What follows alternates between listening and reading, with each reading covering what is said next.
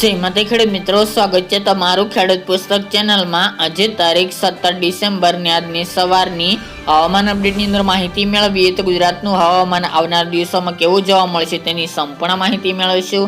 આ સાથે જ માવઠાના વરસાદની સંભાવના છે કે નહીં તેની અપડેટ મેળવીશું। તાપમાન અને ઠંડીની પણ સંપૂર્ણ માહિતી આપણે આ વિડીયોની અંદર મેળવીશું। ચેનલમાં નવા હોય તો ચેનલને સબસ્ક્રાઇબ કરી દેજો અને વિડીયોને લાઈક આપીને શેર કરી દેજો। અત્યારે ગુજરાતનું વાતાવરણ હાલ તો સૂકું જોવા મળી રહ્યું છે, જ્યારે અમુક વિસ્તારની અંદર ઠંડીનું પણ જોર જોવા મળી રહ્યું છે। આ સાથે જ ગઈકાલથી ગુજરાતના હવામાનમાં પલટો જોવા મળી રહ્યો છે।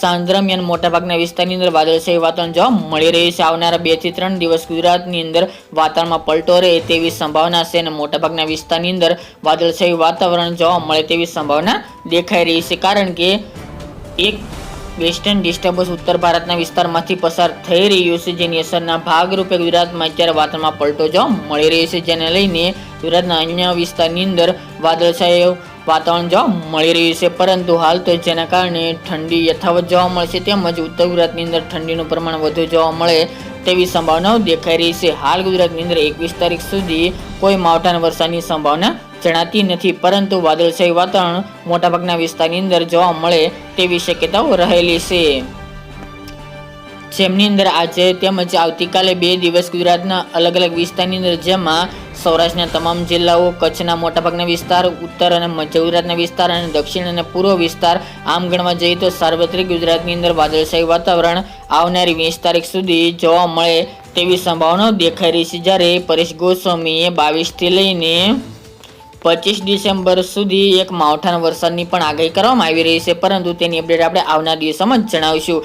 અત્યારથી આગોતરા એંધાણ તરીકે તમામ ખેડૂત ભાઈ નોંધ લેવી તેમની આગાહી અનુસાર। તેમજ 21 તારીખ સુધી ગુજરાતમાં હાલ તો સાંજ દરમિયાન ઠંડીનો અહેસાસ જોવા મળશે। ઉત્તર ગુજરાતની અંદર તાપમાન 15 ડિગ્રી કરતાં પણ નીચું રહેવાની સંભાવના છે, જ્યારે સૌરાષ્ટ્રનું તાપમાન 15 ડિગ્રી આજુબાજુ નોંધાય તેવી શક્યતાઓ રહેલી છે।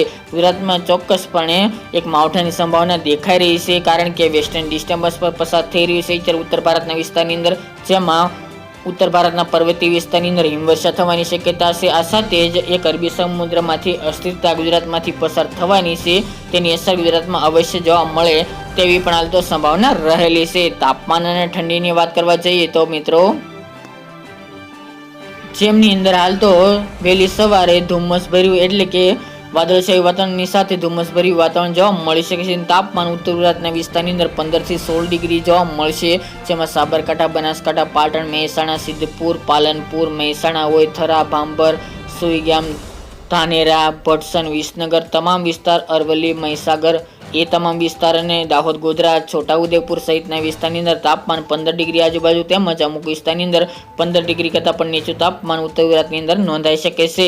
સૌરાષ્ટ્રનું તાપમાન 15 થી 17 ડિગ્રી નોંધાશે, જેમાં ભાવનગર, જૂનાગઢ, રાજકોટ, જામનગર, હળવદ, મોરબી, સુરેન્દ્રનગર, પોરબંદર સહિતનો વિસ્તાર, દક્ષિણ ગુજરાતના સુરત, વલસાડ, નવસારી, તાપી, ડાંગ, ભરૂચ, અંકલેશ્વર, નર્મદામાં 20-21 ડિગ્રી તાપમાન રહી શકે છે।